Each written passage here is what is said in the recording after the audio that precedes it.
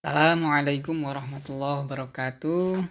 Alhamdulillah sampai hari ini kita masih diberi kesehatan, terhindar dari bala dan dari penyakit-penyakit yang lainnya. Mudah-mudahan senantiasa Allah lindungi keluarga kita semuanya, teman-teman kita semuanya, dan orang Indonesia pada umumnya. Kali ini saya akan membahas judul artikel dengan judul maksud hadis tidur orang berpuasa adalah ibadah. Namun sebelum masuk pada isi dari artikel, silahkan subscribe, like, share, dan komen channel ini. Mudah-mudahan terus bisa membuat konten atau video yang bermanfaat dan mengedukasi teman-teman semuanya, dan ada ilmu yang dipetik atau hikmah yang diambil. Langsung kita bahas isinya. Judul artikel, maksud hadis tidur orang berpuasa adalah ibadah. Salah satu hadis yang populer tiap Ramadan tiba adalah hadis tentang keutamaan orang berpuasa yang bahkan tidur pun berstatus sebagai ibadah. Berikut hadis yang menjelaskan tentang hal ini. Naumus shaimi ibadatun wa sumtuhu tasbihu wa amaluhu mudha'afu wa du'a'uhu mustajabu wa dzambuhu maghfurun. Tidurnya orang puasa adalah ibadah, diamnya adalah tasbih. Amal ibadahnya dilipat gandakan, doanya dikabulkan dan dosanya diampuni. Hurairah Baihaqi. Hadis ini sering dipolitisasi oleh sebagian masyarakat sebagai pembenaran bersikap malas-malasan dan banyak tidur saat menjalankan puasa di bulan Ramadan. Padahal pemikiran demikian tidaklah benar, sebab salah satu adab dalam menjalankan puasa adalah tidak memperbanyak tidur pada saat siang hari. Imam Al-Ghazali menjelaskan sebagai berikut, ini yang artinya sebagian dari tata krama puasa adalah tidak memperbanyak tidur di siang hari, sehingga seseorang merasakan lapar dan haus dan merasakan lemahnya kekuatan. Dengan demikian hati akan menjadi jernih. Imam Al-Ghazali Ihya Ulumuddin juz 1 halaman 246. Lantas bagaimana sebenarnya maksud dari tidurnya orang berpuasa adalah ibadah? Apakah terdapat ketentuan khusus untuk menggapai fadilah ini? Tidur memang bisa berkonotasi negatif sebab identik dengan bermalas-malasan. Namun di sisi lain, tidur juga dapat bernilai positif jika digunakan untuk mempersiapkan hal-hal yang bernuansa ibadah, seperti untuk mempersiapkan fisik dan dalam menjalankan ibadah. Hal ini seperti keterangan dalam kitab Ittihaf Sadat Al-Muttaqin, yang artinya tidurnya orang puasa adalah ibadah, napasnya adalah tasbih, dan diamnya adalah hikmah. Hadis ini menunjukkan bahwa meskipun tidur merupakan inti dari kelupaan, namun setiap hal yang dapat membantu seorang melaksanakan ibadah maka juga termasuk sebagai ibadah. Syekh Murtado Al-Azzabidi Ittihaf Sadat Al-Muttaqin juz 5 halaman 574.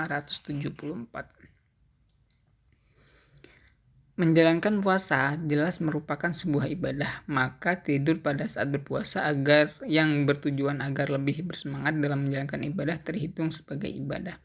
Namun fadilah ini tak berlaku tatkala seseorang mengotori puasanya dengan melakukan perbuatan maksiat, seperti menggunjing orang lain. Dalam keadaan demikian, tidur pun saat berpuasa sudah tidak lagi bernilai ibadah. Mengenai hal ini, Ibnu Hajar Al-Haytami menjelaskan, yang artinya Abu Al-Aliyah berkata orang berpuasa tetap dalam ibadah selama tidak menggunjing orang lain, meskipun ia dalam keadaan tidur di ranjangnya. Hafsah pernah mengatakan betapa nikmatnya ibadah sedangkan aku tidur di ranjang. Ahmad Ibnu Hajar Al-Haytami Ittihaf ahli al-Islam bi khususiyah Asy-Syam halaman 65. Hal yang sama diungkapkan oleh Syekh Nawawi Al-Bantani, yang artinya hadis tidur orang berpuasa adalah ibadah ini berlaku bagi orang berpuasa yang tidak merusak puasanya, misalkan dengan perbuatan ghibah. Tidur meskipun merupakan inti kelupaan namun akan menjadi ibadah sebab dapat membantu melaksanakan ibadah. Syekh Muhammad bin Umar An-Nawawi Al-Bantani Tangqih Al-Qul Al-Hafidz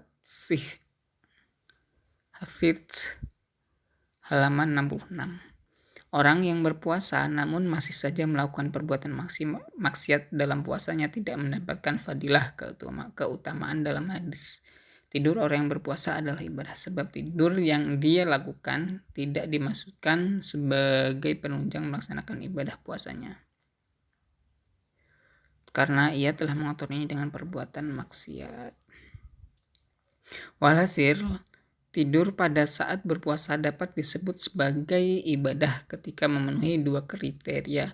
Pertama, tidak dimaksudkan untuk bermalas-malasan, tapi untuk lebih bersemangat dalam menjalankan ibadah. Kedua, tidak mencampuri ibadah puasanya dengan melakukan perbuatan maksiat. Semoga amal ibadah puasa kita diterima oleh Allah Subhanahu wa Ta'ala, dan kita mendapatkan keberkahan di bulan Ramadan ini, serta dirubah dengan puasa ini kita mendapatkan sesuatu yang dapat merubah diri kita lebih baik lagi dari sebelumnya, karena puasa merupakan latihan kita untuk lebih sabar lagi, lebih bisa menahan hawa nafsu dan meninggalkan maksiat. Mudah-mudahan setelah Ramadan juga kita dapat menjadi pribadi yang lebih baik lagi.